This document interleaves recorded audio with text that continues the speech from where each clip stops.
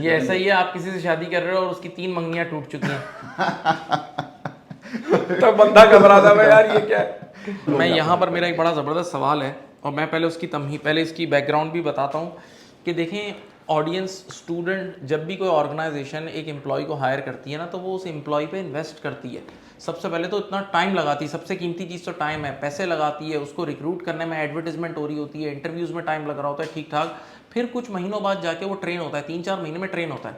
अब अगर वो 3-4 महीने में ट्रेन हुआ और वो कह रहा है मैं भाग रहा हूँ, तो इदारे के लिए तो ये बहुत शॉकिंग न्यूज़ है ना।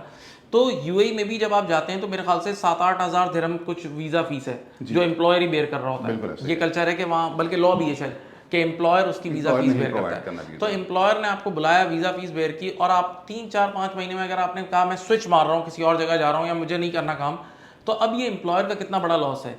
तो पास्ट में ऐसी प्रैक्टिस देखी गई है, विच इज़ अनएथिकल, गलत है, लेकिन ये बंद कमरे में ऐसी प्रैक्टिसेस देखी गई हैं कि एम्प्लॉयर कई बार अपने एम्प्लॉय को बोलता है कि मैं एक शर्त पे तुम्हें रखूंगा, क्योंकि मैं इतनी इन्वेस्टमेंट तुम पे कर रहा हूँ कि तुम मुझे एक बॉन्ड साइन करके दे दो कि तुमने मुझसे लोन लिया है, तुमने मुझसे कैश लोन लिया है, ये मुझे साइन करके दे दो, और अगर तुम 1 साल तक रुक गए तो फिर मैं ये पीस ऑफ पेपर फाड़ के फेंक दूंगा। ये मार्केट में होता रहा है, कुछ जगहों पे होता है, अनएथिकल है, ये भी एक्सेप्टेबल नहीं है, गलत है, लेकिन ये होता है। लेकिन जहां तक अब मेरी नॉलेज है कि यूएई की गवर्नमेंट ने कुछ ऐसे लॉज बना दिए जिसमें उन्होंने एम्प्लॉयर्स को प्रोटेक्ट कर दिया है। तो आप कुछ इस पे बताएं, जो रिसेंट जो चेंजेस हुए हैं। उसमें डेफिनेटली ऐसा है कि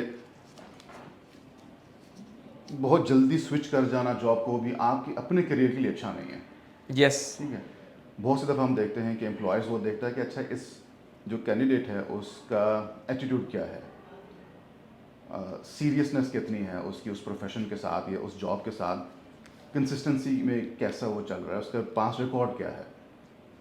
फिर वही मैं बात करूंगा कि आपके पास अगर कोई ऐसा कैंडिडेट आता है जो कि पिछला उसका रिकॉर्ड ये है कि with in 1 month 2 month 3 months वो जॉब छोड़ के जा रहा है, आप खुद के उसमें इन्वेस्ट करेंगे, उसको हायर करने की कोशिश ये करेंगे? ऐसा ही है, आप किसी से शादी कर रहे हो और उसकी 3 मंगनियां टूट चुकी हैं।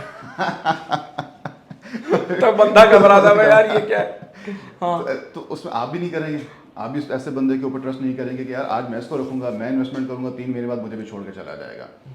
तो हमेशा एम्प्लॉयर उसी को देखेगा जो लॉन्ग टर्म चलेगा, एज अ टीम प्लेयर बन के चलेगा उसके साथ, तो लॉन्ग टर्म चलेगा, इन्वेस्टमेंट उसके ऊपर हो रही है, उसको रिटर्न भी फिर मिलेगा।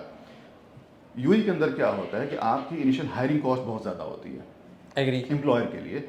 अब उसमें 7-8 हज़ार दिरहम वो लगा रहा होता है आपके वीज़ा के ऊपर, फिर इंश्योरेंस कॉस्ट है, उसके अलावा हायरिंग कॉस्ट आपको चल रही होती है, ट्रेनिंग कॉस्ट आपके ऊपर लग रही होती है। तो एम्प्लॉयर इनिशियली आपके ऊपर, आपने जैसे कहा, बहुत इन्वेस्ट करता है। अब जब वो इन्वेस्टमेंट है तो हर एम्प्लॉयर जब वो आरओआई देख रहा होता है, एग्री। तो अब वो आरओआई का जब टाइम आता है तो एप्लीकेंट छोड़ के चला जाएगा तो ज़ीरो, कुछ भी नहीं है। फिर दोबारा से आप उस प्रोसेस में चले जाएंगे, तो एम्प्लॉयर कभी भी ऐसा नहीं चाहेगा कि मेरे पास जो एक रिसोर्स है वो शॉर्ट टर्म के लिए आए और छोड़ के चला जाए। तो आपके प्रोफेशन के लिए तो है ही है कि आप अपने करियर के अंदर एक दाग लगा रहे हैं कि बस आप इतनी कमिटमेंट नहीं शो कर रहे, और दूसरा एम्प्लॉयर के लिए भी मुश्किल हो जाता है इस तरह के बंदे को हायर करना जिसका पास्ट रिकॉर्ड ऐसा है कि कमिटमेंट नहीं है। तो कमिटमेंट इस तरह की मार्केट के अंदर बहुत ज़रूरी है, वहाँ पे आपको एक कमिटमेंट चाहिए। तो थैंक यू सर कलीम, आपने अपना कीमती वक्त हमें दिया और हमारे स्टूडेंट्स के लिए इतना अच्छी काफ़ी इन्फॉर्मेशन दी। और देखें, ये कोई एक बात भी अगर आपके काम आ गई ना तो आपकी लाइफ बन जाएगी। तो अपना बहुत ख्याल रखिएगा। अल्लाह हाफ़िज़। Thank you.